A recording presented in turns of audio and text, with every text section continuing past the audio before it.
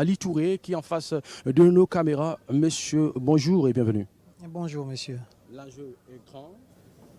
C'est l'ouverture du procès du massacre du 28 septembre. Nous sommes dans l'enceinte même de la cour d'appel pour ce grand procès qui doit être lancé tout à l'heure par le gouvernement de la transition. Qu'est-ce que vous ressentez? Quelles sont vos impressions par rapport à ce grand événement? Comme vous l'avez dit, c'est un grand jour pour la Guinée aujourd'hui, le 28 septembre 2022. C'est un grand jour, un jour historique parce que ce jour marque l'ouverture officielle du procès des massacres du 28 septembre 2009.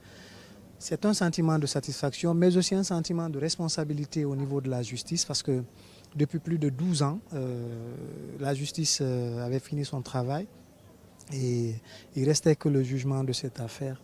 Donc c'est un sentiment de satisfaction et aussi de responsabilité face à la justice pour que les magistrats enfin prennent leurs responsabilités pour juger ces événements. Et nous estimons que les magistrats choisis par le garde des Sceaux et le Conseil supérieur de la magistrature, validés par le président de la République, seront à la hauteur de ce procès. Je n'ai aucun doute pour ça et nous estimons que le droit sera dit. Voilà, vous le savez très bien que depuis près de 50 ans, les citoyens guinéens ont du mal à croire à la justice guinéenne et qu'aujourd'hui nous sommes dans l'histoire à travers ce grand procès sous les vigilants du procureur général de la Cour pénale internationale. Qu'est-ce que vous allez démontrer à la face du monde pour montrer ce bon côté, ce côté positif et pour dire aux autres que la Guinée, oui, nous avons une des juridictions compétentes et capables de gérer un tel procès? C'est ce que je vous ai dit. La CPI a longtemps lorgné notre pays par rapport à sa capacité d'organiser ce procès. Mais nous, un seul instant, on a douté de la capacité de la justice guinéenne à tenir ce procès. Parce que c'est des infractions qui ont été commises en Guinée, dont les Guinéens ont été victimes. Et c'est normal que ce procès se tienne en Guinée et par les magistrats guinéens.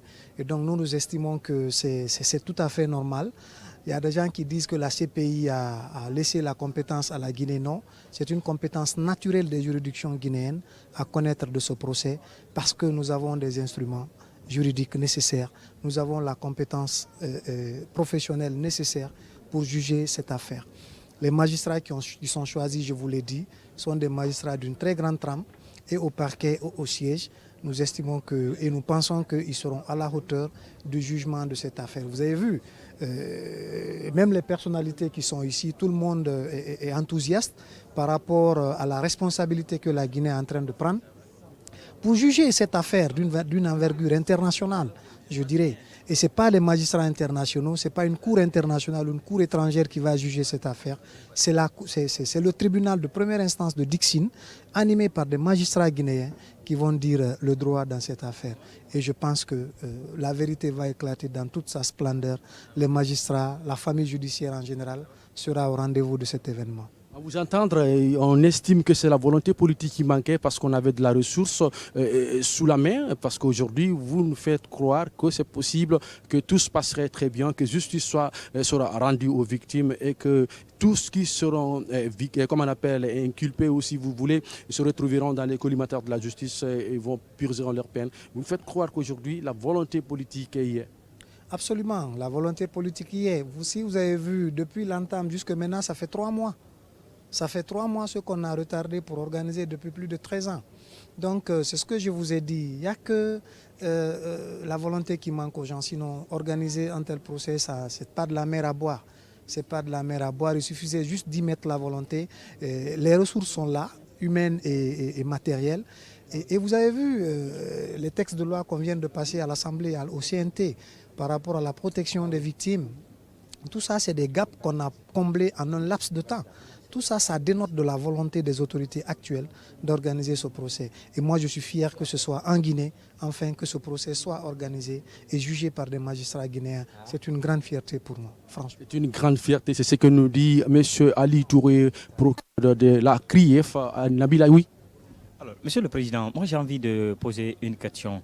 Que représente ce procès pour le système judiciaire guinéen? Je veux dire, quelle est l'image que ce procès va porter à la justice guinéenne? C'est un grand défi.